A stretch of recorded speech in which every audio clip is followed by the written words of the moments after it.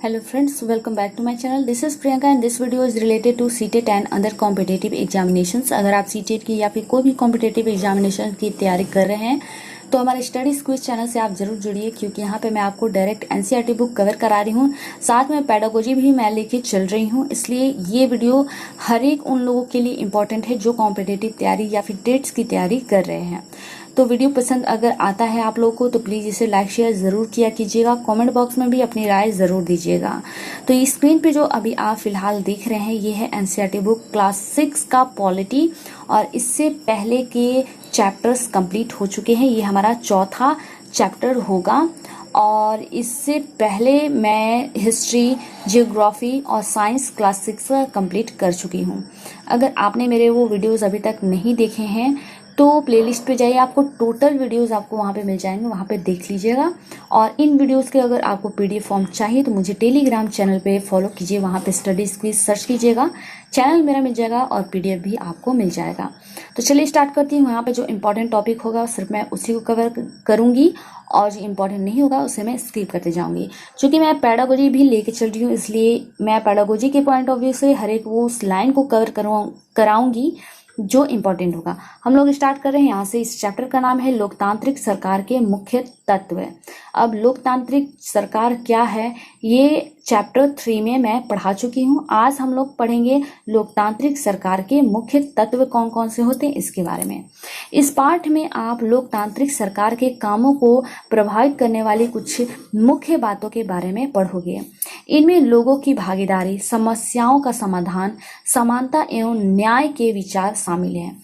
ये सभी लोकतांत्रिक व्यवस्था को सफल बनाते हैं। अगर लोकतांत्रिक व्यवस्था न हो तो क्या होता है, आइए इसे जानने के लिए दक्षिण अफ्रीका में रहने वाली माया की कहानी पढ़ें। यहाँ पे आप फिगर देख सकते हैं, दक्षिण अफ्रीका और भारत को यहाँ पे दर्शाया गया है। अब मैं स्टार्ट कर रही हूँ यहाँ से। दक्षिण अफ्रीका एक ऐसा देश है जहाँ कई प्रजातियों के लोग रहते हैं। श्वेत जिसे हम लोग गोरे कहते हैं, और अश्वेत जिसे हम काले कहते हैं, और जिनकी त्वचा का रंग सांवला है जैसे भारतीय लोग अक्सर सांवले होते हैं तो अश्वेत में आते थे। जोहान्सबर्ग में रहने वाले 11 वर्ष की दक्षिण अफ्रीकी लड़की माया नायडू एक दिन पुराने बक्सों की सफाई करने में अपनी मां की मदद कर रही थी। उसे एक रजिस्टर जिसे हम स्क्रैप बुक कहते हैं मिला, जो अखबार की कतरनों एवं तस्वीरों से भरा हुआ था। उसमें एक 15 साल की स्कूल जाने वाले लड़की की बहुत सारी तस्वीरें थी। माया ने जब उस लड़की के बारे में अपनी माँ से पूछा तो उसे पता चला कि उसका नाम हेक्टर पीटरसन था। तो हेक्टर पीटरसन से क्वेश्चन सीटेट में खासतौर पे काफ़ी बार आ चुके हैं, इसलिए इस स्टोरी को ध्यान से सुनिएगा, वीडियो के अंत तक बने रहिएगा, और इससे जो भी क्वेश्चन बनते हैं उसे नोट करते जाइएगा। उसको पुलिस ने गोली मार दी थी। माया को बड़ा झटका लगा। उसने पूछा क्यों? माया की मां ने समझाया कि दक्षिण अफ्रीका पहले रंग भेद कानून से शासित था। नोट डाउन करते जाइएगा, एक एक लाइन इंपॉर्टेंट है। रंग भेद का मतलब है त्वचा के रंग के आधार पर भेदभाव करना। दक्षिण अफ्रीका की प्रजातियां इसी आधार पर अलग अलग समूहों में बटी थी। वहां कानून के मुताबिक श्वेत, अश्वेत, भारतीय एवं अन्य प्रजातियों को एक दूसरे से संबंध बनाने की इजाजत नहीं थी। विभिन्न प्रजातियों के लोग न तो एक दूसरे के आसपास रह सकते थे और न ही आम सुविधाओं का इस्तेमाल कर सकते थे। माया को अपने कानों पर विश्वास नहीं हो रहा था। रंग भेद कानून के तहत जिस तरह का जीवन था उसके बारे में बताते हुए माया की मां की आवाज में बड़ा गुस्सा था। उन्होंने बताया कि श्वेत और अश्वेत लोगों के अस्पताल अलग अलग होते थे, और अस्पताल की गाड़ियां भी। श्वेत लोगों के लिए जो अस्पताल की गाड़ियां थी वे जरूरत के सामानों से सुसज्जित होती थी, जबकि अश्वेत लोगों के लिए जो गाड़ियां थी उसमें सुविधाएं उपलब्ध नहीं थी। उनके लिए रेल एवं बसें अलग होती थी, यहाँ तक कि श्वेत और अश्वेत लोगों के लिए बस स्टैंड भी अलग होते थे। अश्वेत लोगों को वोट देने की इजाजत नहीं थी। देश की सभी अच्छी जमीन श्वेत लोगों के लिए आरक्षित थी और अश्वेत लोगों को खेती के लिए सबसे घटिया जमीन मिलती थी। इससे पता चलता है कि अश्वेत लोगों एवं भारतीयों को श्वेत लोगों के बराबर नहीं माना जाता था, उसके साथ भेदभाव किया जाता था। दक्षिण पश्चिम हिस्से में एक शहर था सोवेटो, जहां सिर्फ अश्वेत लोग ही रहते थे।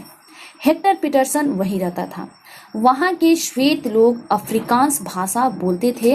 हेक्टर और स्कूल के अन्य विद्यार्थी पर इस भाषा को सीखने के लिए जोर डाला जा रहा था, जबकि वे अपनी भाषा जुलू सीखना चाहते थे।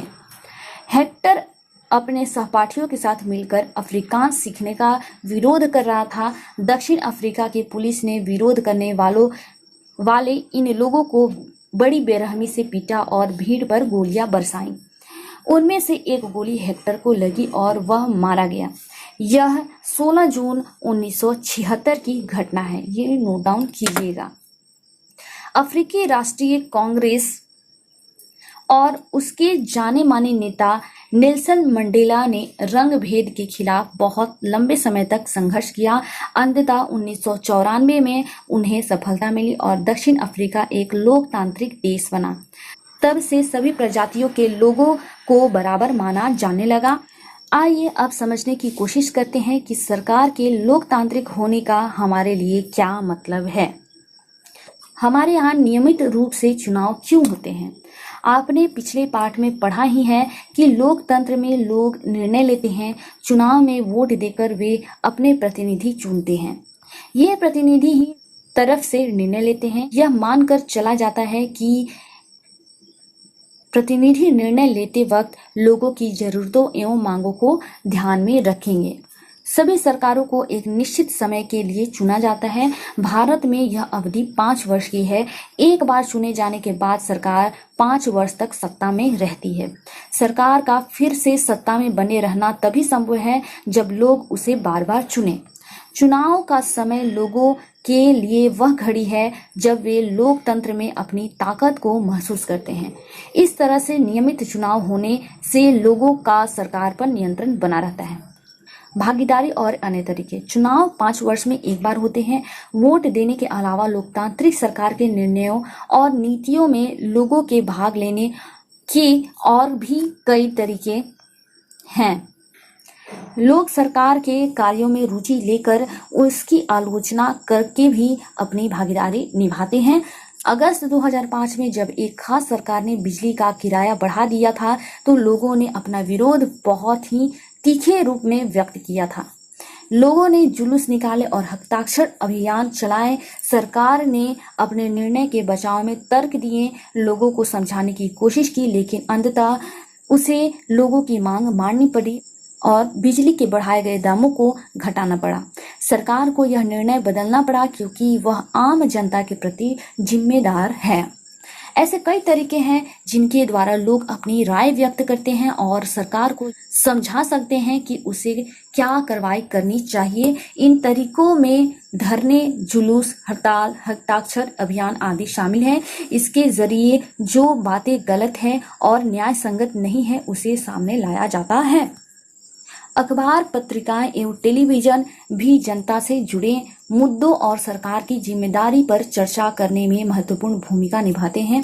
जहां यह सच है कि लोकतंत्र लोगों को भागीदारी का मौका देता है, वहीं यह भी सच है कि सभी वर्ग के लोगों को यह मौका नहीं मिलता। लोगों के लिए भागीदारी का एक अन्य तरीका यह भी है कि वे आंदोलन करें जो सरकार के उसके काम करने के तौर तरीके को चुनौती दे। दलितों, आदिवासियों, अल्पसंख्यकों, महिलाओं एवं अन्य लोगों की भागीदारी अक्सर इन आंदोलनों के जरिए हो पाती है। अगर देश के लोग सहज हैं और इस बारे में रुचि लेते हैं कि देश कैसे चलाया जाता है तो उस देश की सरकार का लोकतांत्रिक रूप और भी मजबूत होता है। अगली बार अगर हमें शहर, कस्बे या गांव की गली से कोई जुलूस गुजरते हुए दिखे तो हम एक क्षण रुक कर पता करेंगे कि जुलूस किस लिए निकाला गया है, उसमें भाग लेने वाले लोग कौन हैं और वे किस मुद्दे पर प्रदर्शन कर रहे हैं। इससे हमें यह समझने में मदद मिलेगी कि हमारी सरकार कैसे काम करती है। विवादों का समाधान। आपने माया की कहानी में पढ़ा कि कैसे विवादों या समस्याओं के समाधान के लिए कई बार हिंसा का प्रयोग किया जाता है। ऐसा इसलिए होता है कि एक समूह यह मान लेता है कि दूसरे समूह का विरोध करने के लिए, रोकने के लिए बल का इस्तेमाल करना उचित है। विवाद तब उभरता है जब विभिन्न संस्कृतियों, धर्मों, क्षेत्रों एवं आर्थिक पृष्ठभूमियों के लोग एक दूसरे के साथ तालमेल नहीं बिठा पाते। ऐसा तब होता है जब कुछ लोगों को लगता है कि उसके साथ भेदभाव किया जा रहा है।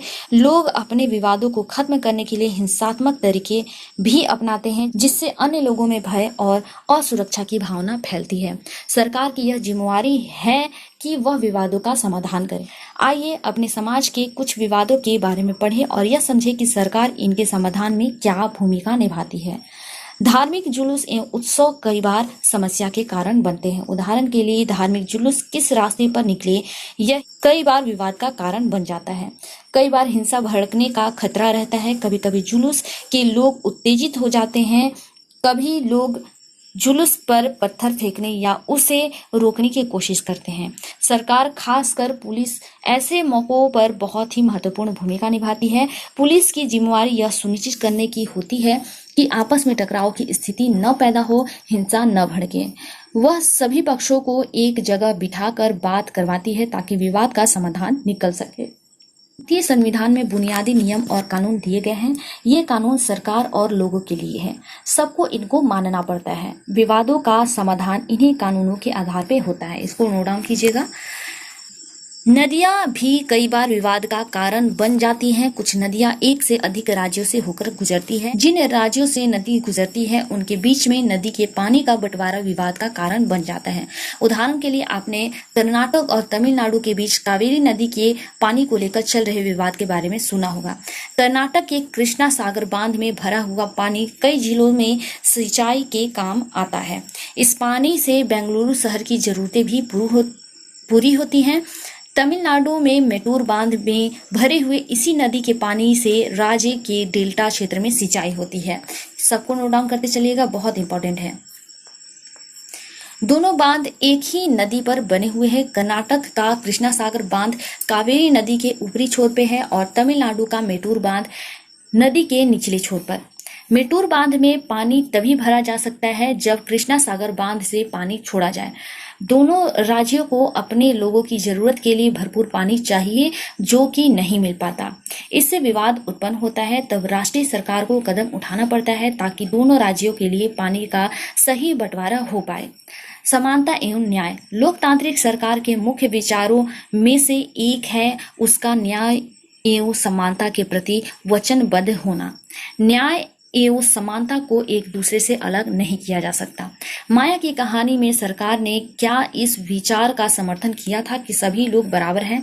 डॉक्टर भीमराव अंबेडकर की कहानी में क्या अस्पृश्यता के व्यवहार से समानता के विचार को ठेस पहुंची? अस्पृश्यता यानी छुआछूत की प्रथा पर अब कानून द्वारा रोक लगा दी गई है। लंबे समय तक दलित लोगों को शिक्षा, स्वास्थ्य एवं यातायात की सुविधाओं से वंचित रखा गया। पहले हालत यह थी कि उन्हें सार्वजनिक मंदिरों में घुसने तक नहीं दिया जाता था। डॉक्टर अंबेडकर, जिनके बारे में आपने पहले पढ़ा, और कई अन्य लोग ने जो देकर कहा कि यह प्रथा अमानवीय है। न्याय तभी प्राप्त हो सकता है जब सब लोगों के साथ बराबरी का व्यवहार हो।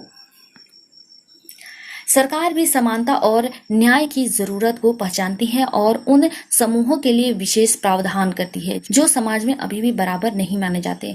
जैसे हमारे समाज में यह आम प्रवृत्ति है कि लोग लड़कों की देखभाल लड़की से ज्यादा करते हैं। इसका मतलब है कि समाज लड़कियों को उतना महत्व नहीं देता जितना लड़कों को देता है। यह धारणा गलत एवं अन्यायपूर्ण है। इसे दूर करने के लिए सरकार ने कुछ कदम उठाए हैं। सरकार ने कुछ विशेष प्रावधान किए हैं जिससे लड़कियां अपने साथ होने वाले हैं। उदाहरण स्वरूप सरकारी स्कूल और कॉलेजों में लड़कियों की फीस खत्म या कम करने का प्रावधान किया गया है। अब आ गए हैं यहाँ पे अभ्यास, जिसे आपको खुद करना है। ये रिकॉल समझ के कीजिएगा, इंपॉर्टेंट होता है। तो ये था चैप्टर, यहीं पे होता है अब समाप्त। वीडियो आप लोग को पसंद आता है तो प्लीज़ लाइक शेयर ज़रूर किया कीजिएगा, मैं रिक्वेस्ट करती हूँ हर एक वीडियो में।